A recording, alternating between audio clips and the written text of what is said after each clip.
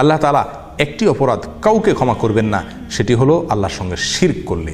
আর শিরক ছাড়া অন্য যত অপরাধ আছে সেগুলো আল্লাহ কাউকে চাইলে মাফ করে দিতে পারেন, ক্ষমা করে দিতে পারেন। প্রিয় মুসলিম ভাইরা, আজ আমরা আলোচনা করব গুরুত্বপূর্ণ একটি বিষয়, আর সেটি হলো শিরক এবং তার প্রকারসমূহ প্রসঙ্গে। প্রিয় দিনী ভাইরা, একজন ঈমানদার তার জানা থাকা উচিত যে আল্লাহ সুবহানাহু ওয়া তাআলার কাছে সবচেয়ে বড় অপরাধ যেটি, যে অপরাধটি সবচেয়ে জঘন্য, একজন ঈমানদারের ঈমানকে ধ্বংস করে দেয়, সে অপরাধটি হলো শিরক। এই শিরক সম্পর্কে আমাদের সমাজের মুসলিমদের মাঝে অনেকের মাঝেই সুস্পষ্ট কোনো ধারণা নেই। শিরক শব্দের বাংলা অর্থ হলো অংশীদারিত্ব সাব্যস্ত করা, শেয়ার আর সাব্যস্ত করা। আর কোরআন এবং হাদিসে শিরক বলতে উদ্দেশ্য হয় আল্লাহ তাআলার রুবুবিয়তের ব্যাপারে, আল্লাহ তাআলার উলুহিয়তের ব্যাপারে, আল্লাহ তাআলার আসমা ও সিফাতের ব্যাপারে, অর্থাৎ আল্লাহ তাআলার যে মাবুদ, তিনি যে একমাত্র ইবাদতের উপযুক্ত এবং তিনি ছাড়া সত্য কোনো ইবাদতের উপযুক্ত নাই, এই বিষয়ে তিনি মাবুদ হওয়ার ব্যাপারে তার সঙ্গে আর কাউকে সাব্যস্ত করা, অর্থাৎ ইবাদতের বেলায় আল্লাহর সঙ্গে অন্য কাউকে শরীক করা, এটা হলো শিরক। এবং একইভাবে আল্লাহ যারা লালন পালনকারী, ঠিক একইভাবে অন্য কাউকে লালন পালনকারী হিসাবে সাব্যস্ত করা, অন্য কাউকে লালন পালন করে বলে বিশ্বাস করা, এটাও শিরক। ঠিক একইভাবে আল্লাহ তাআলার যত গুণ কোরআন এবং সুন্নাহ উল্লেখ করা হয়েছে, তার যে সমস্ত বৈশিষ্ট্যের কথা উল্লেখ করা হয়েছে, সেগুলো আল্লাহ ছাড়া অন্য কারোর জন্য সাব্যস্ত করা, সেটা হলো শিরক। প্রিয় দিনী ভাইরা, আল্লাহ তাআলা কোরআনে কারীমের ভিতরে বলেছেন, ইন্নাল্লাহা লা ইয়াগফিরু আন ইউশরাকা বিহি ওয়া ইয়াগফিরু মা দুনা যালিকা লিমান ইয়াশা। চতুর্থত, ভালোবাসার মাধ্যমে আল্লাহকে যে ভালোবাসা, সেটা আর অন্য কারোর জন্য হতে পারবে না, তাহলে বড় শিরক হয়ে যাবে। আল্লাহ তাআলা একটি অপরাধ কাউকে ক্ষমা করবেন না, সেটি হলো আল্লাহর সঙ্গে শিরক করলে। আর শিরক ছাড়া অন্য যত অপরাধ আছে সেগুলো আল্লাহ কাউকে চাইলে মাফ করে দিতে পারেন, ক্ষমা করে দিতে পারেন। প্রিয় দিনী ভাইরা, আল্লাহ তাআলা কোরআন কারীমে অন্য জায়গায় বলেছেন, ইন্নাশ শিরকা লাযুলমুন আযীম, নিশ্চয়ই শিরক সবচেয়ে বড় অপরাধ। অতএব এই শিরকের এই যে অপরাধ, এই অপরাধ থেকে আমাদের সকলকে দূরে থাকতে হবে, এই অপরাধ থেকে আমাদের সকলকে বেঁচে থাকতে হবে। সম্মানিত দিনী ভাইরা, এই শিরক সম্পর্কে আমাদের প্রাথমিক ধারণা থাকতে হবে যে শিরক হলো দুই প্রকার, একটা হলো বড় শিরক, আরেকটা হলো ছোট শিরক।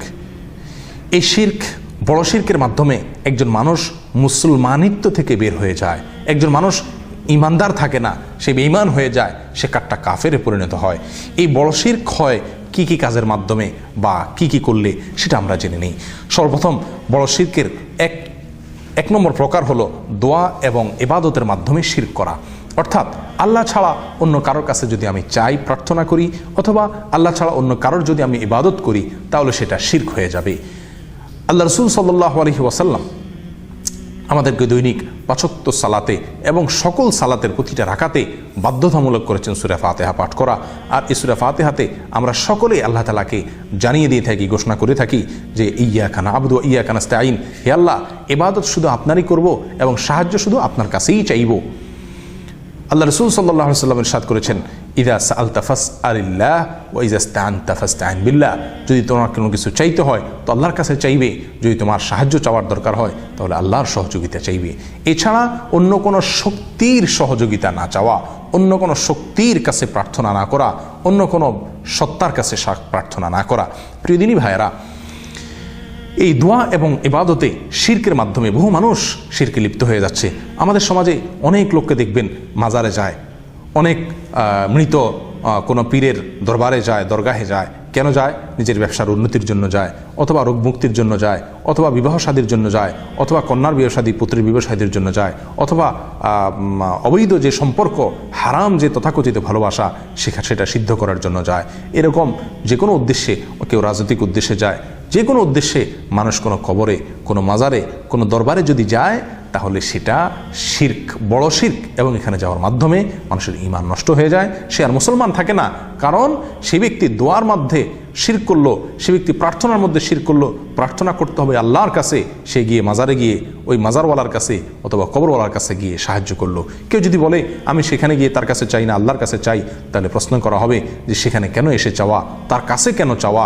তার কাছে চাওয়াটাই প্রমাণ করে, তার কবরমুখী হয়ে দোয়া করাটা, তার দরগায় হাত তুলে দোয়া করাটাই প্রমাণ করে যে তার কাছে চাওয়া হচ্ছে।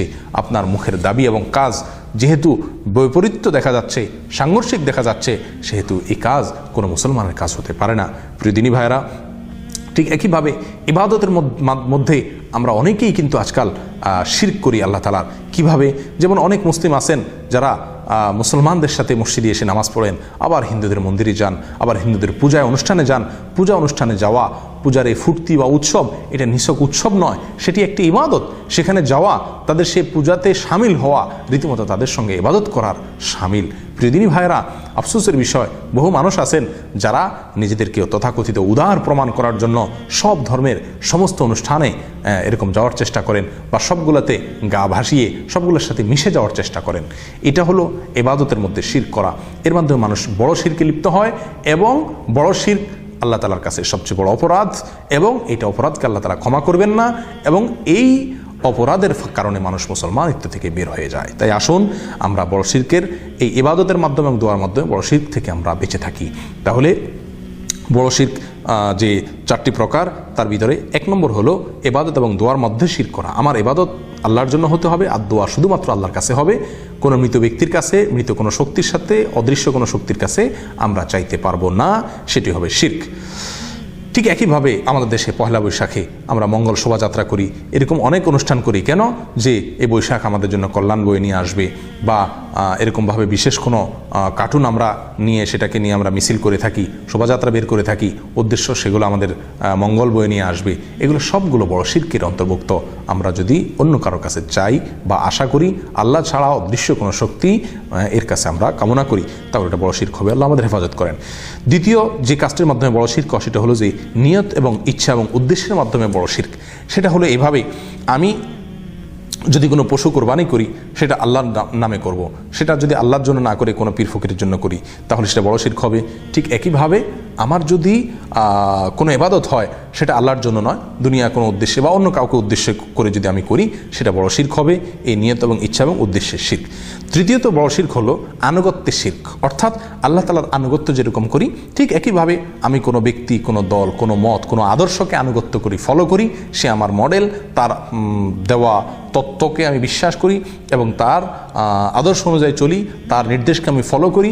আমার জীবন মরণ সমস্ত কথাকে আমি বিনা স্টাডিতে, বিনা বিচারে তার নির্দেশকে আমি ফলো করি, কথাকে মানি। এটাও শিরক, এবং এটা বড় শিরক। আল্লাহ তাআলার জায়গায় তাকে সাব্যস্ত করলাম এবং স্থির করলাম। এগুলো বড় শিরকের কথা। ছোট শিরক আবার 2 প্রকার, একটা প্রকাশ্য, একটা অপ্রকাশ্য। ছোট শিরক বলা হয় ওই শিরকে, যে শিরকের মাধ্যমে মানুষ মুসলমানিত্ব থেকে খারিজ হয়ে যায় না, মানুষের ঈমান নষ্ট হয়ে যায় না। তবে ছোট শিরক করতে করতে করতে আস্তে আস্তে মানুষ বড় শিরকের দিকে চলে যায়। এই ছোট শিরক 2 প্রকার। একটা প্রকাশ্য যে ছোট শিরক, সেগুলো কখনো কথার মাধ্যমে হয়। যেমন নাকি আমরা বললাম যে উপরে আল্লাহ, নিচে আপনি, আগে আল্লাহ পরে আপনি, এরকম কোনো কথার মাধ্যমে আল্লাহর সঙ্গে আরেকজন শেয়ার বা শরিক আমরা সাব্যস্ত করে ফেলি অনেক সময়। এটা কথার ভুল আমাদের হয়ে থাকে।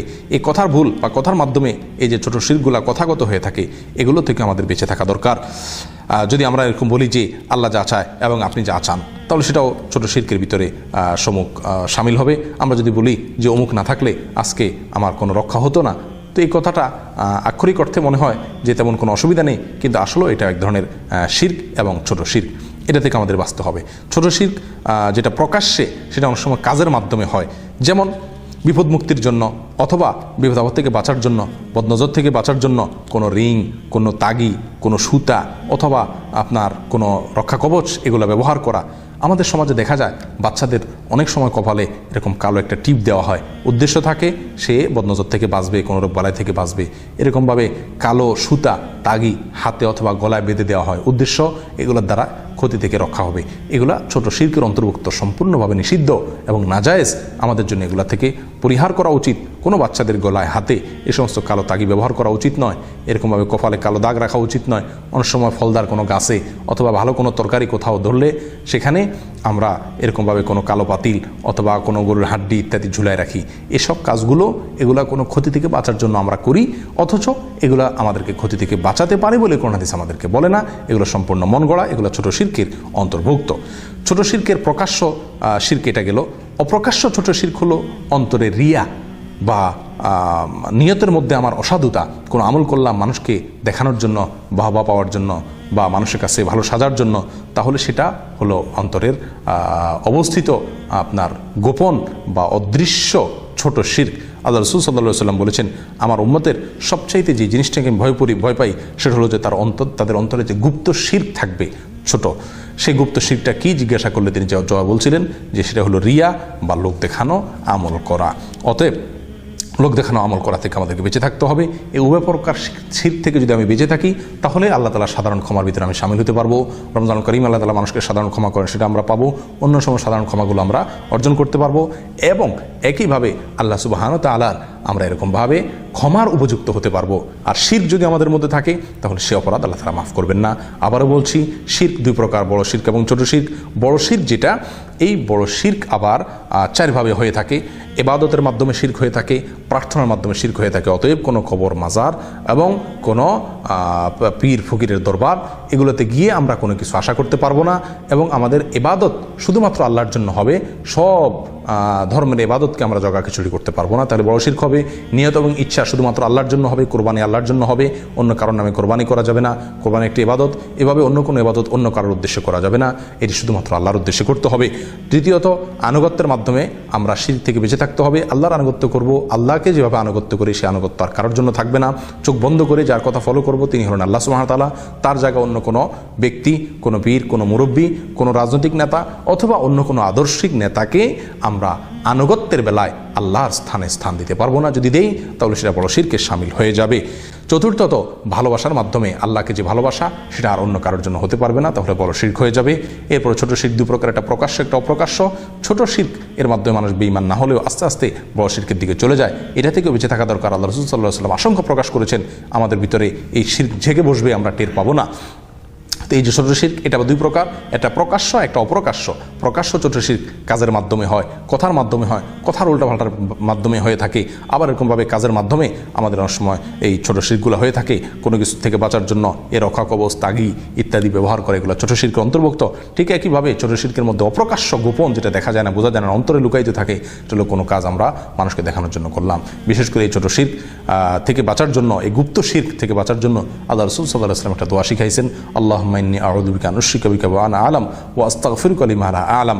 আল্লাহুম্মা ইন্নী আউযু বিকা আন উশরিকা বিকা ওয়া আনা আ'লাম ওয়া আস্তাগফিরুকা লিমা লা আ'লাম। অর্থাৎ, হে আল্লাহ, আমি যা জানি অথবা আমি জানি না, আমার জ্ঞাত সারে অথবা অজ্ঞাত সারে যত প্রকার শিরক হয়ে থাকে, এগুলো থেকে আমি আপনার আশ্রয় প্রার্থনা করি।